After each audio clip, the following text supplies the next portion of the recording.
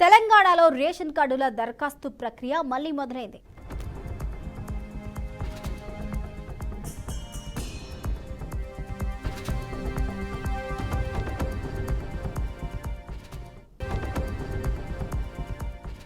పౌర సరఫరాల శాఖ ఆదేశాలతో ఈ నెల 7వ తేదీ అర్ధరాత్రి నుంచే మీ సేవ వెబ్సైట్లో రేషన్ కార్డుల దరఖాస్తుల స్వీకరణ ఆప్షన్ అందుబాటులోకి వచ్చింది.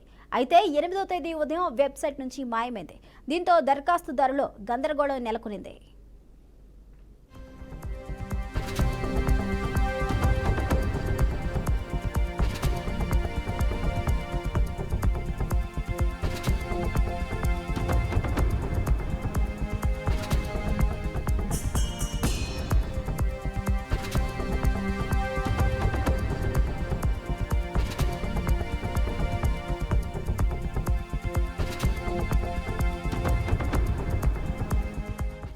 ఈ నేపథ్యంలో తాజాగా మరోమారు సమావేశమైన పౌర సరఫరాల అధికారులు రేషన్ కార్డుల జారీపై మరింత లోతుగా చర్చించారు.